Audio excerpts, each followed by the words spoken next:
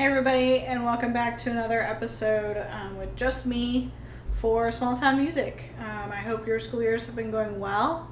I hope these episodes have been helpful and useful to you in your time teaching, going through the motions, all those fun things. So today I'm going to talk about Pep Band and how I kind of plan that out and how I work my Pep Band and make it fit for us. So thing one, try to get your schedule as early as possible. For the first time last year, I realized that our basketball schedule was actually input in our, we have an app that has, all sporting events and everything put into it. And so I learned just last year that that's already in, super early. And obviously subject to change. But, I was able to make that schedule in May and kind of include it in my end of year papers that I give the kids for the next school year. I give them a calendar of what's going to happen next year so that their parents kind of have a heads up, and then I also have a head start on just planning and prepping. But I did that last year, so in April or May, and it was really helpful, especially with maternity leave. Now, for you, even if your school year's already started, it's obviously not too late. Even if your first Pep Band game is potentially a week away, it's still not too late. It's okay.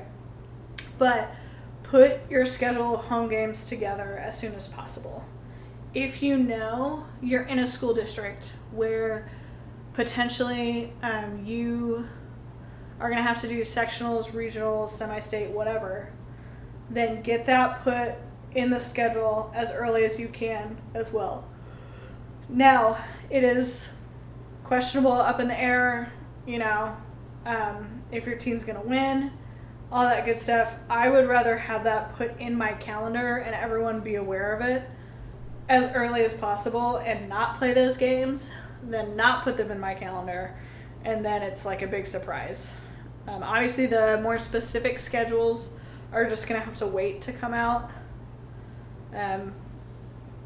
As you win or lose games and all those good things. I know for us, the postseason, it's very predictable. It's always, we have potentially 3 games we'll play for sectionals, at least 1 for regionals, 2 for semi-state, 1 for state, that kind of pattern. And then we typically follow the same pattern of where we go for each location, for each sectional regional. So you could even put possible location Martinsville High School or wherever that may be for you. This is also a good time, probably closer, maybe not in May, but closer to when the season starts, September, October, would be a good time to start kind of planning out if you want to do special event games. So reach out. I try to do an IU Pep Band night every game, or not every game, every year, where I invite IU students to come down and play with us. So that's kind of a recruitment event for their band, fraternity, sorority, and just the basketball, football, athletic bands in general. But then for us, it's just a really cool opportunity for our students to get to work with college kids and to play with some really high-level musicians. And then I try to do an alumni night, an official alumni night every year. It gets kind of dicey with my pep band because we are so small that alumni night is kind of more often than I would like it to be. But it happens and it works. If you have other special event nights, I can't think of super specific ones off the top of my head. Oh, I do a 6th grade step-up night. And so I arrange music that works for 6th grade. And it's watered-down version of Seven Nation, watered-down version of Zombie Nation, watered-down school song. We do Jaws. I teach them Go Big Red, bop, bop, bop, bop, that one. And we work on those in January, and then in February, towards the end of the season, the home season, I have the 6th graders come and join us if they want to kind of get a taste for what Pep Band is like. And the kids really have a good time. My high schoolers complain about it a little bit, but they actually enjoy it because they get to work with the younger kids and kind of show off a little bit and be the cool kids for a game. So if you have any events like that, start planning those and what games are going to be, at the start. Start talking with the cheerleading coach and the Red. Our dance team is called the Redliners. So, if you have a dance team, the cheerleading coach, possible ROTC sponsor, especially if you have students involved in those activities. But anytime they do like, oh, we're going to do this extra special game, or we're going to do this, whatever game, or oftentimes the cheerleading coach would want me to do things, but I would find out about it kind of late. So just try to establish that communication ahead of time. We usually do one game a year. We play for the Redliners for them to dance at a halftime show. So that was really neat to be able to work and collaborate with them. So I just send them a recording of us playing the music, and if they need any cuts or anything like that, then that's what we do. But yeah, so kind of getting that in your head and maybe even on a calendar ahead of time is really good to be able to just have that established and ready to go.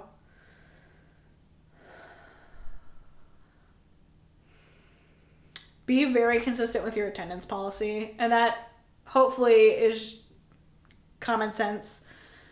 And I know I have a fault in this too, that I get very like, oh, well, so-and-so had this, and okay, well, you're really busy. But you really have to stick to that attendance policy. It gets dicey because I know, like, I have cheerleaders, I have dance team members, I have girls basketball players, I have boys basketball players sometimes, or they're like a manager on the team. But you have to like make this known, make it important for the kids to know that this is not just us playing fun tunes at a basketball game. This is how the town is going to hear the band. The town in general is like, the amount of people that come to our basketball games versus the concerts is not the same. It's not the same crowd. Like, the people that come to our concerts support the band already. The people that come to the basketball games, they know the band exists. They're not against the band. However, if they see and hear us doing really well, they're going to be more inclined to support us a little bit more. So just remember that going forward. It's kind of that marching band conversation where a lot of people, that marching band is kind of the most visible part of their program. For me, it's basketball season. That the town is going to see us, the community, the basketball players, all these, my administrators, they're going to pay the most attention to us when we show up or don't show up to all those basketball games. So those become really important throughout the year. Figure out your music early on. So kind of go through your instrumentation for that year. For me, a struggle is always trumpet players, whether it's I just have a low number or they just are involved in other activities. So how do I make my music work that's written for a 50, 60 person band with full sections, full balanced sections of every instrument? How do I make it work for the kids that I have? And it's really frustrating, and it's not my favorite thing to do, but kind of rearranging music. We've had, we call them trumpax parts, where we kind of write the trumpet part for the alto sax. That's another consideration too, is what instrument can you kind of give up?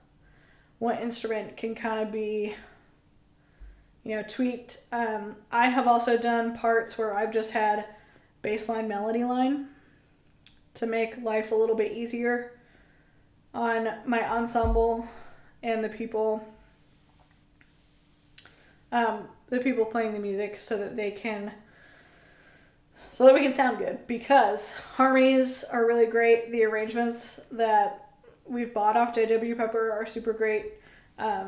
However, if we don't have the main melody part, it just sounds really bad. So find your person that's going to be really strong and able to play it and go from there and kind of write melody bass line, which is very time consuming and not exactly what you want to do with your free time. However, it's going to help you in the long run. So if you can't beat them, join them is kind of next on my notes here. Pep Band is not my most favorite time. I don't think that that's a secret. I don't think that people would be shocked by that. And I don't openly, scream and stomp my feet and throw a fit at basketball games. However, I'm not a sports person. Basketball is a thing that I do that I get paid for. Basketball games. However, if we win, lose, or not, my salary is not affected. I'm not really affected. I just move on with my life. So basketball is a really, really, really important thing to our school. And if that's your school too, then it has to become really, really, really important to you as well. And as much as you want to fight it, and as much as you want to raise a stink about being required to do all these games and not really being paid as much as you should for them, you kind of just gotta go with it, at least for now. And maybe in the future you can change some stuff, you can move some stuff around, but to kind of get that clout in the beginning, to kind of get your following, to get people behind you, you have to get behind what they like. It's really hard for me because I'm just not a sports person. I don't watch sports in my free time. I don't follow college or professional sports. I'll go to a sports game, but really I'm just there to see the marching band perform kind of thing. And that's just who I am and kind of who I've always been. But you have to kind of find a way to make this fun for you. I found that playing with the pep band, not only did I need to play with them because we just had so few kids, but it was just more fun to be involved in it rather than just standing there and pointing at them and conducting and yelling. It was just a lot more fun to be kind of a part of it. With that being said, you have to have a solid enough group that they can keep time and that they can kind of go on their own, which some days I do and some days I don't, and it just kind of depends. Figure out what's going to work for your group. Is there, maybe try to get in with a basketball team. Are there specific songs that they really like? Is there a fun routine that they do? My brother, who I've mentioned before, who's a band director, he had a really good suggestion of the Bluey theme song, which Bluey is a really popular show, which I'm sure I will come to find out very soon. But, where it stops and they're kind of doing the freeze dance, then you call out players' names and kind of get yourself involved. And that kind of goes back to working with the cheerleading coach, the dance team coach, those kind of people. Get in with them and work with them so that it's all a team effort. It's not just pep band versus cheerleaders versus dance team versus basketball versus, we are all there to support each other. And we all want to have a good game. We want to have a good, fun environment. We want the atmosphere to be light and entertaining. So, as much as it may frustrate you, find ways to make this a really fun activity for yourself. I know sometimes I would, especially in my, not that I'm that old, but my earlier days of teaching, I would just stay at school after on, a Friday night or whatever and just try to do some work. And I would go get Subway or whatever, but maybe make that a oh, this is the night I'm going to go get my favorite junk food from the gas station. Or, oh, we've got a basketball game. Yeah, I'm going to reward myself with XYZ. Whatever that thing is for you. I know my husband does not like McDonald's, and I do. And the McDonald's that's closest to us, it's almost by the time you get through the drive-thru and everything, it's almost an hour round trip, maybe 45 minutes. So that's a great opportunity to drive a little extra for your favorite food that's down the road or something. I don't know. Whatever works for you, whatever makes this activity more exciting and more fun for you. Because the more excited and the more fun it is for you, the more likely that your students are going to buy into it. So I kind of talked about this in the marching band episode as well. But if you are not sold on this, if you're like, okay, we got to do this thing, the kids are also not sold on it. And then it's just going to be pulling teeth to get everybody where they need to go, which kind of stinks. Can you use basketball games as a fundraising opportunity? Can this be an opportunity for you to enhance your program in any way other than just exposure? So we have a tradition where the Pep Band sells taco in a bag.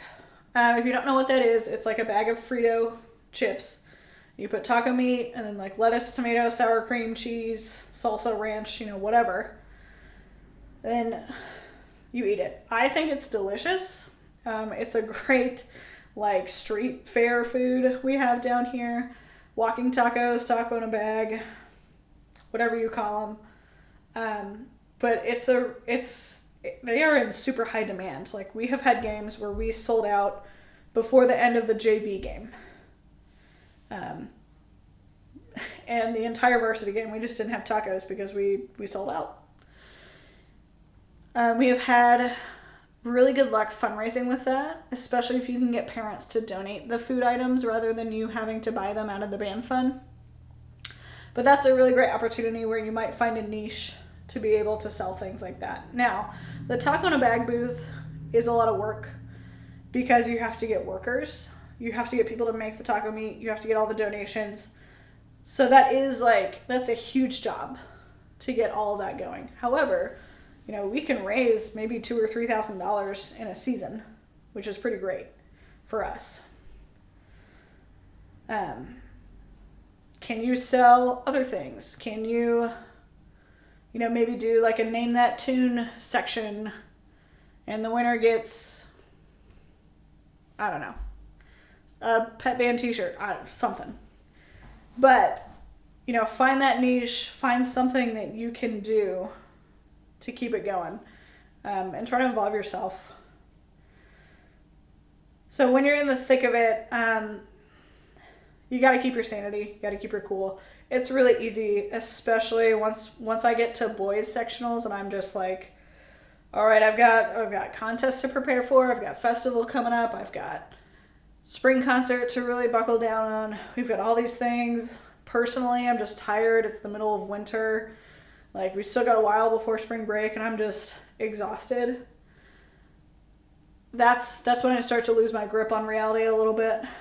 So you gotta find a way to balance it out. So, that for me, that might be calling on my friend and colleague that can come and take over for a little bit. That might be, I don't stay at school for games anymore. Like, if we have a game, even though maybe it's a little more convenient, I go home and maybe try to take a 20-minute nap or just go home. Just go home and, relax, take a deep breath. Maybe try to plan something. So if you have a game Friday night, Saturday morning, go, take yourself out for coffee or a nice massage or, plan something to look forward to do and to kind of refresh yourself and to make sure that you're filling your own cup. If there's a game, you're kind of light on kids, and it's not like a super mega important game, maybe step back from that game. Maybe say, hey, sorry, we don't have enough kids to play this game. We can't do this. Maybe that's part of it. Whatever's going to work for you, make it work. Okay, so just taking a look at my notes here. Try to plan some fun post-season events for your kids. I know our basketball team gets showered with, during sectional regional time, they get blizzards, they get pizza parties, they get goodie bags, they get, a walk through the hallway, they get all these really cool things. And they get lockers decorated, they get houses decorated, they get, all these crazy traditions that happen And not that, like, obviously they are the team that is winning the games. So by all means, like, this is a time in their life they get to really revel in that. But our dance team, pep band, cheerleaders, ROTC members that, you know, show up to every game, that work really hard, they don't get a lot of things like that. They don't get a lot of cool treats. So I did a breakfast for all of those groups last year, and that was really fun to be able to bring those people together and say, like, hey, you guys worked really hard. You did a good job too. Enjoy.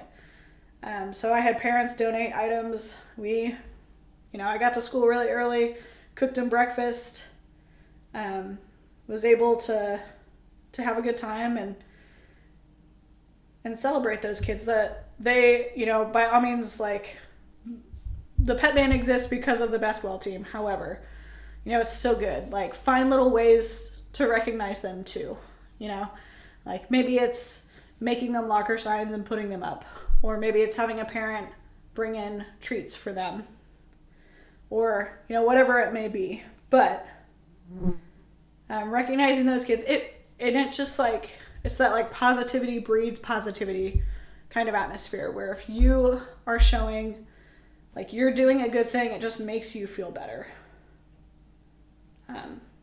So that's kind of what I do for my pep band program. And again, that attendance policy, I'll kind of go back to that because I think I got a little sidetracked on that one. But just making sure, like, it kind of goes back to that, showing the kids that what's important. And if you're really relaxed on it, like, whatever, you don't really need to show up, then they're not going to show up. Then you can't be surprised when they don't show up. So making sure that, no, you hold them accountable, that, you know, no, I didn't get communication from you or your parents about you being gone this weekend and you missed the game. So that's X number of points and your grade went down. And no, I'm not going to offer extra credit because you can't make that up, kind of deal. So with that being said, I hope you are having a good flow to your school year. I hope these episodes are helping you. If there's things that other issues that you're having, please reach out to us. That's what we're here for. We didn't just create this podcast to just talk. We want to hear from you. We want to hear your questions, comments, concerns. You can always find us on Instagram, small.townmusic. You can email us, smalltownmusicpodcast@gmail.com. You can find us on YouTube, on Apple Podcasts, Spotify, all those good places. So yeah, reach out to us. I hope you're having a good time, and we'll see you next time.